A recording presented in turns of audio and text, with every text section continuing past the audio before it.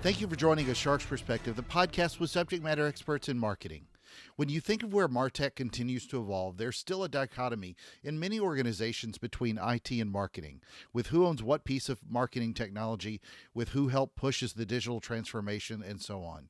Yet technological advancements are moving today at a breakneck pace. So are you creating the synergies needed in IT and digital marketing and bringing that knowledge together in a convergence in order to achieve what is best for the consumer first? Jeff Brittain is the VP and Global Head of IT for Strategic Marketing, Innovation, and Development at one of the world's largest life science companies, and a subject matter expert at helping companies adapt digital technologies and leveraging marketing for better consumer insights. And on this episode, we'll discuss how IT can affect your marketing efforts, the pharma industry, implementing MarTech on a global scale, and using technology to keep the customer first. So let's tune in to an IT and marketing leader with a MarTech shark on this episode of A Shark's Perspective.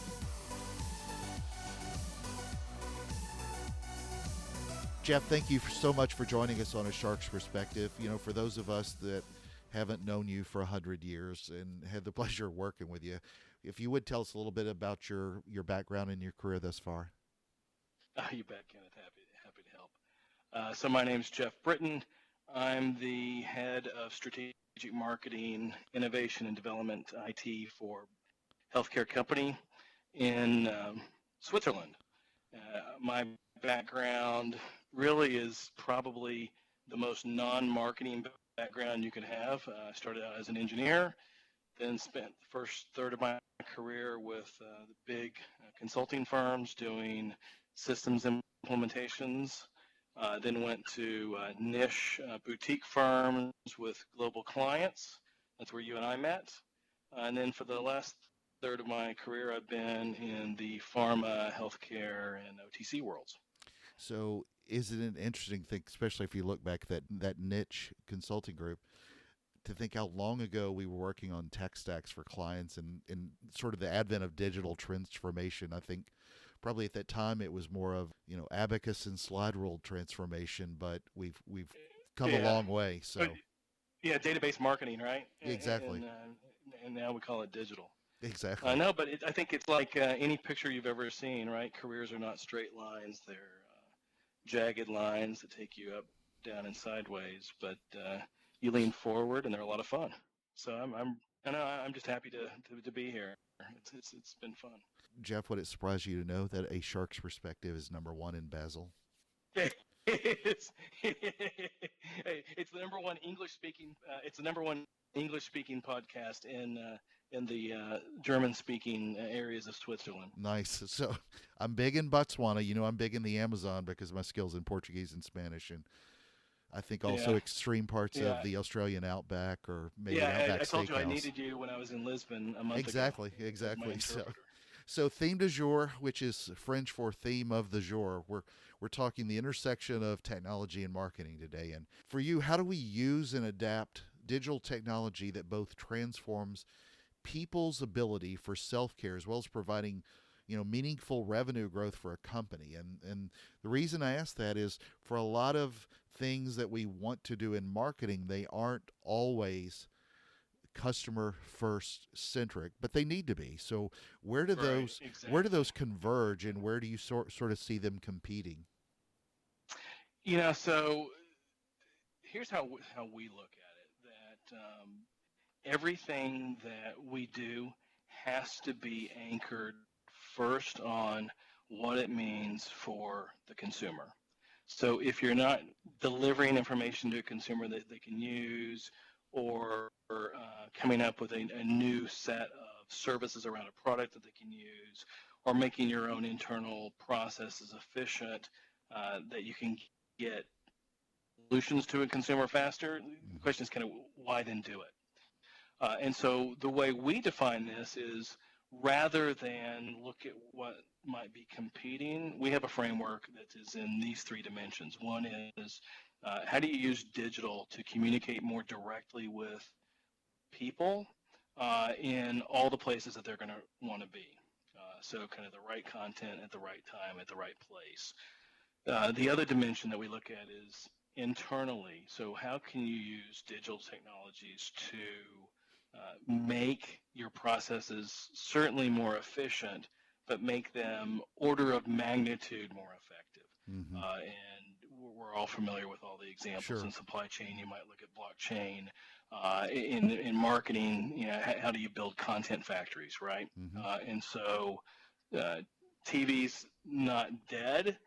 It's just different. And Yeah. so you still might need a 1 minute TV ad or a 20-second subset of that, but you're also going to need the 6-second mobile ad. And so how do you get that content and do it in a way that's effective? And then the way we describe it is those two dimensions then come together in new business models.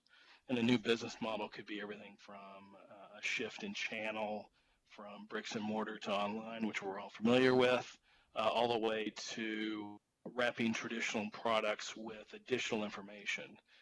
Because we have found that what's really important to consumers is that the companies they work with are certainly ethical and safe, but that they provide information that you can't get on your own, because that's really where the real value is. So Yeah. that's how we segment this, so that it's less about what's the conflict and more about how do you then bring these together in the right sequence and priority to be meaningful to a consumer.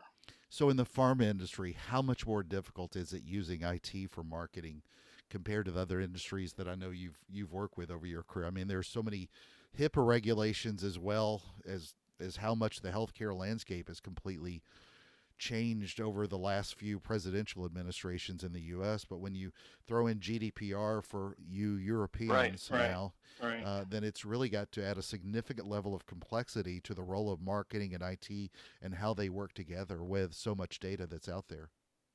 Yeah, exactly. I mean, so GPDR is obviously important more geographically than industry, because it's Sure. going to affect everybody in Europe.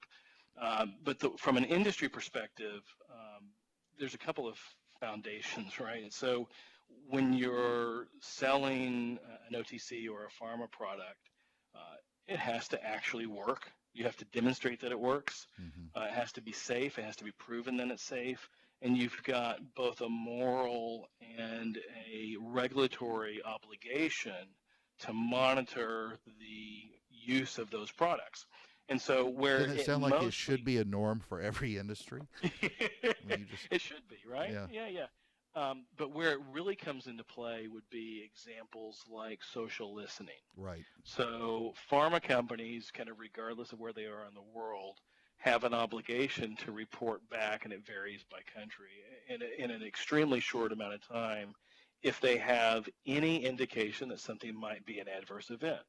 So if you're on social media and you're doing social listening in particular, and somebody makes a comment that grandma used product XYZ, and oh, by the way, did I tell you grandma's got a nosebleed? That those two elements may not have anything to do with each other, because Mm-hmm. the person failed to mention that grandma walked into the wall. But if you were to do scraping and social listening, that potentially could be what's called an adverse event in the pharma world.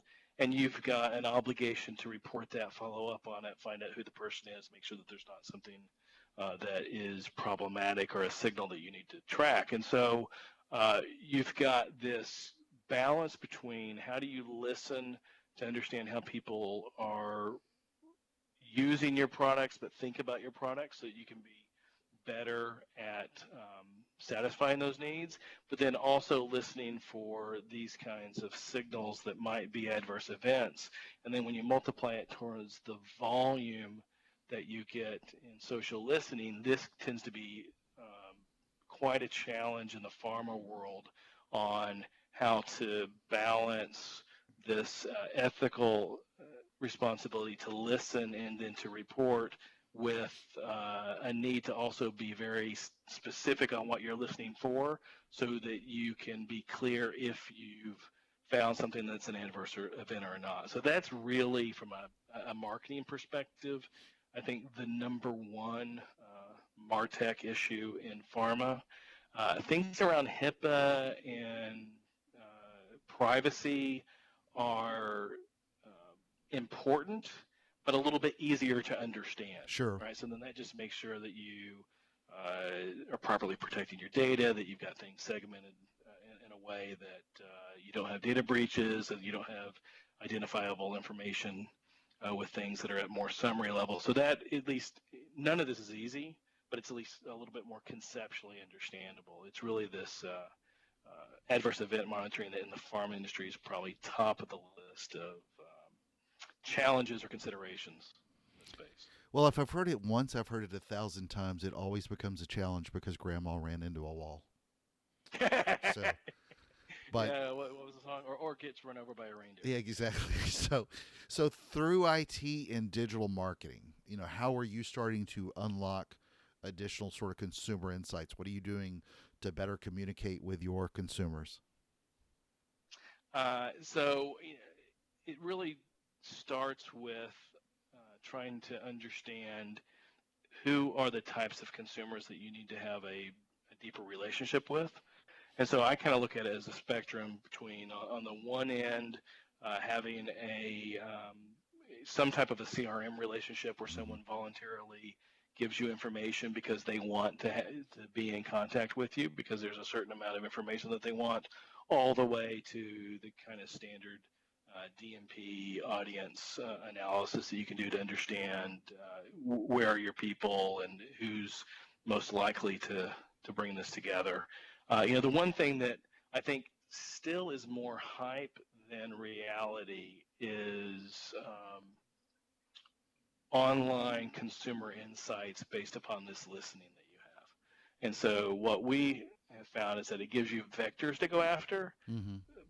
but then the next step is you got to do some real old-fashioned footwork to spend time with people in their homes, in their environments, to understand how Yeah. do they use products, and then that's going to really deliver in a big way. But the social listening can then give you some vectors to go after.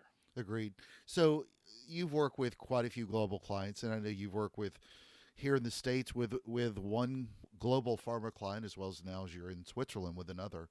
But now you're working with thousands of miles away, and what differences are you seeing? I'm sort of asking this through the lens of both pharma, but also from a global scale when overseas. But what differences are you seeing when working overseas and trying to push through adoption of MarTech changes on a global scale? How much more or less difficult do you find it as being compared to when you were in a U.S. based office? It's hard enough if you're in a Right. corporate office in Chicago as opposed to Basel, Switzerland. Right, right. Well, so I think the first thing is you need to understand that when you are in the business of serving people around the globe, that different cultures have different ways of looking at things. Agreed. And so let's take China, right? In many ways, China is almost like another different planet than the rest of the world. I mean, these people love and live in a completely encased online world. Typically, it's going to be Alibaba, but it could be JD, it could be Tmall. Some of these things where their payment processes and the way that they communicate with their friends, telemedicine, are all on the same platform, and they see the benefits of that ecosystem, and they really are used to not having any privacy whatsoever. And we've all read what's going on now with I forget exactly what it is, but the point system in China based upon your behavior can affect Right. your ability to take an express train or something like Mm-hmm. this. So you got to recognize that environment and be able to build processes that are appropriate in that environment. And then let's contrast that with maybe somebody on the other side. So in Central Europe, it's a highly privacy-centric environment. And so the Europeans guard their privacy in a way that is significantly different than the world of a person in the U.S. So in the U.S., we're fairly open to sharing information about ourselves if we think it's going to allow a company to serve us better, because customer service is paramount. I like to say and explain over here that in the U.S., if something is inefficient from a consumer perspective, the emotion is a cross between one that the provider is being rude and the provider is also incompetent, Mm-hmm. right? And so to be able to have that customer service, we're willing to voluntarily allow more information about ourselves, our web browsing behavior, etc. And so what happens in Europe is you can't even take a picture of somebody without their permission. Even in internal meetings, we have to announce that there are videos being taken and people can opt out on how to do that. We've got all sorts. We've got some examples where people just get really sensitive about collecting information, taking pictures, even demographics. Being able to have some sort of a in-store system that says here's how many men or women of certain ages came in is quite concerning to a European. And when they look at the U.S., they say that the U.S. is actually too promiscuous in these kinds of environments. And in some cases, there's actually regulations that won't allow a European firm to provide data to a U.S. company because they don't believe the U.S. Protects data at the level that they would like. And I say this not to argue that one is better than the other, but Oh, to sure. say when you're trying to satisfy a global audience, there is in fact not a global audience. Mm-hmm. You've got to You still got to think work local. with people. Yeah, you think globally in terms of scale, but then you have to understand what is different for each of those markets. Exactly. So, what types of IT products are you seeing that are making real impact from a marketing standpoint, at least in pharma? And I've had some discussions recently with several people in healthcare that were talking about the customer journey changing with doctors, but obviously, pharma is a whole other challenge in its own. So, in short, what are the kind of pharma martech advancements that are helping you keep the focus on the customer? Yeah, so I'm a real big believer that you don't silo things into MarTech or FinTech or IoT. Sure. Now, let's go back to this concept that it's all about the patient or the consumer, Mm-hmm. depending upon what frame you're in. So in those cases, we see significant value from more than anything else, a connection of content to people. So helping people learn more about themselves. Amen. So you can take almost any condition. I'll give you two. So an allergy sufferer and somebody that has severe chronic pain that they live with kind of for long periods of time. Those people spend the majority of their time trying to understand their environment. They've given up on ever being, quote, cured. And so what they're really trying to do is have less of a problem than they normally have. Mm-hmm. And so in the specifics are different, but the frameworks are very similar, where an allergy sufferer wants to know, am I in an environment where there's been pets? Am I in an environment where the sheets are cleaned with a detergent that's not going to give me an allergy, right? And so how do I know what's there? So when you start extending this, and there's all sorts of interesting technology around diagnostics and crowdsourcing, around pollen levels, that then can be helpful to a pain sufferer. It's similar. Their pain is so multidimensional that anything you can do that will be a mashup of different types of data to say, hey, here's when you've exercised too little and here's when you've exercised too much, adds to their ability to manage their own life and their own self-care. And so this is really where that comes to play. And then, so, in MarTech, we're seeing a big trend looking at agencies and the services that agencies provide and companies trying to understand where the company should be owning the data and Right. understanding the insights. Especially with And, CDPs now. yeah, exactly. Right. And so simple things like your marketing mix modeling, Mm-hmm. where, uh, 5 years ago, 3 years ago, you would trust your primary media buyer to basically model that for you. And maybe you run your model once a year. To now, you want to bring those kind of capabilities closer in-house, execute those models more frequently so that you can adjust your spend to see, am I putting enough into paid search Right.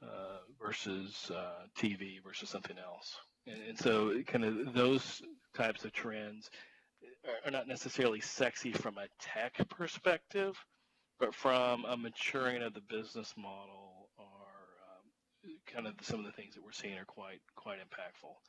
And then the obvious is then applying that down to a digital perspective and trying to get your modeling and your DMP to look at that as frequently as you can.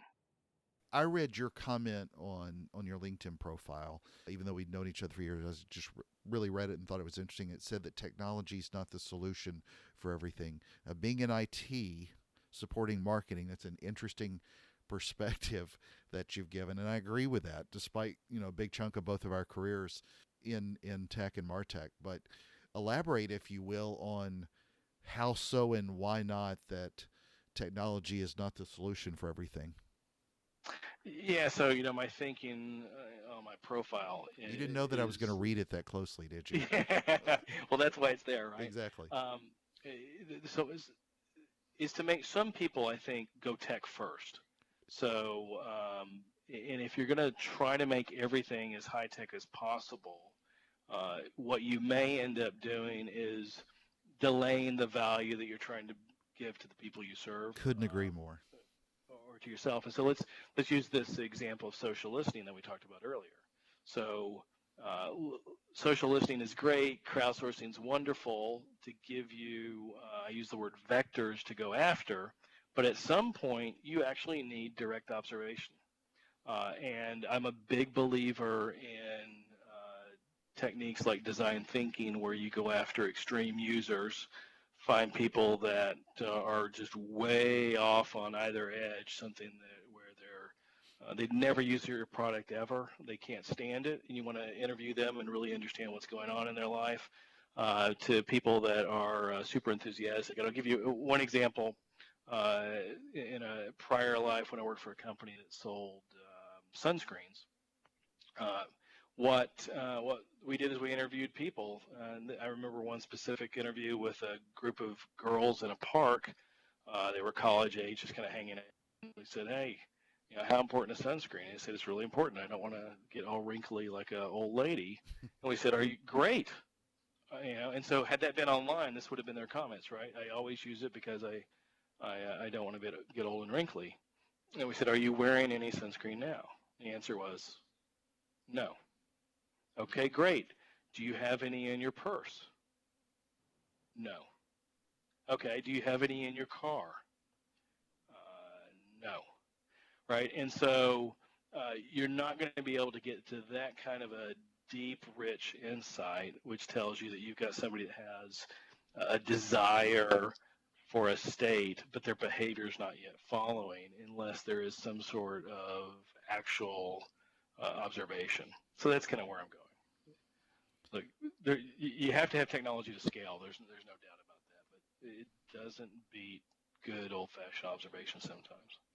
So Jeff and I worked on a program that worked with colleges and universities nationwide to help them not with enrollments, but also help with interested parties in STEM and other digital marketing related type studies. Yeah, I remember that was very rewarding. Yeah, very. It's funny to think back at how so many of these smart students were heavier in IT then, but now that gap between IT and marketing is so much more closely narrowed. Then what advice do you give junior ITers and marketers today, wherever they're studying? Yeah, so I think two pieces of advice.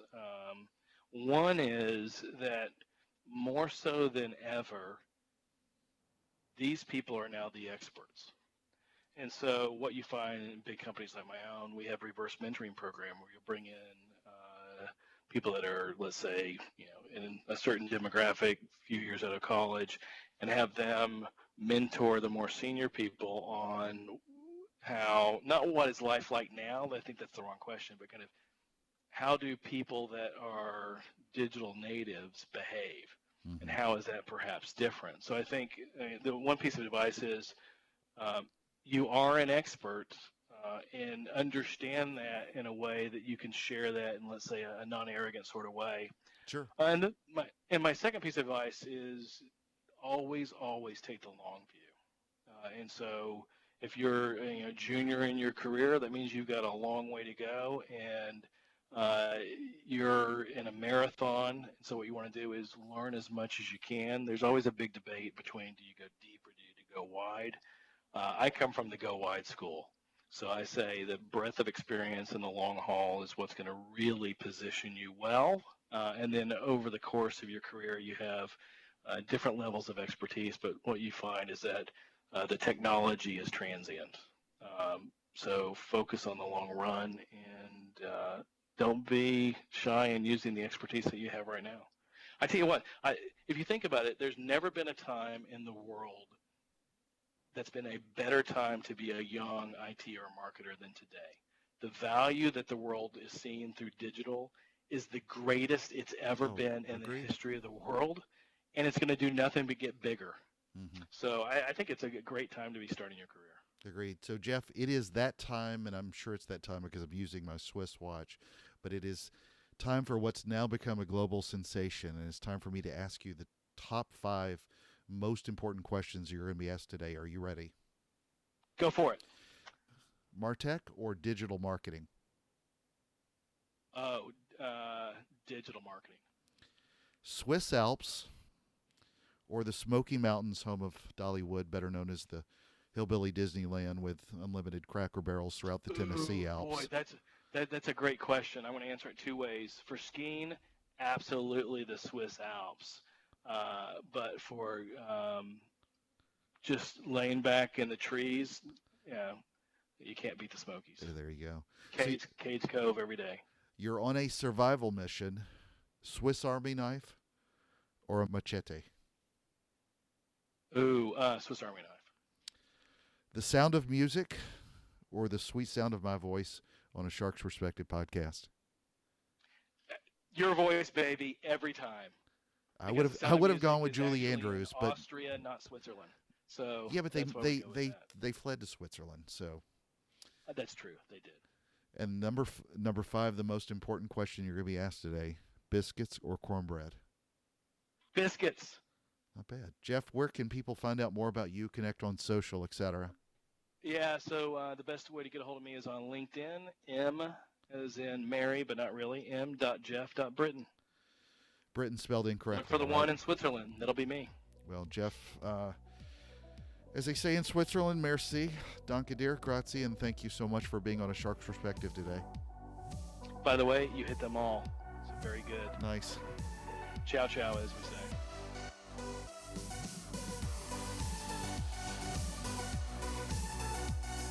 So there was my conversation with Jeff Brittain, the VP and Global Head of IT for Strategic Marketing, Innovation, and Development at Bayer Consumer Care, and a subject matter expert at helping companies adapt digital technologies and leveraging marketing for better consumer insights. Let's take a look at 3 key takeaways from my conversation with him. First, and I quote, "Everything that we do has to be anchored first on what it means for the consumer." Such a great point. So if you're not delivering information for a consumer, coming up with a new set of services around a product they can use, or making your own internal processes more efficient that can get solutions to a consumer faster, why then do it? Figure out how to use digital technologies in places that can help the consumer, and then you can figure out the order of magnitude to make your technology solutions more effective. Second, as a data nerd, I particularly enjoyed his point on how different cultures have different ways of looking at data privacy. We take this for granted in the US and liberally allow the use of our data to be shared with so many providers. Remember that in the US, customer service is often paramount and considered somewhat acceptable as a trade-off for some privacy. But for many cultures, especially in Europe, privacy is much more important. In your marketing efforts, not just including ad serving or ad targeting, when you're trying to satisfy a global audience, in terms of scale, you have to understand what is different for each of those markets by country and region, and then how IT and marketing have to work together even more closely. Third, MarTech advancements are important, but it's always more important to help people learn more about themselves as part of that customer journey. When you look at advancements in your marketing efforts and MarTech products to buy or build as part of your stack, help people have less of a problem than they normally have. Technology is the solution when it adds value to the people you're trying to serve. And as he reminded us, at some point you still need some additional direct observation. Got a question? Send me an email to kenneth@asharksperspective.com. And it's been my privilege to spend this time with you in order to discuss one of the many components that makes up marketing today. Remember that yesterday is history, tomorrow's a mystery, today is a gift. That's why we call it the present. So join us on the next episode of A Shark's Perspective.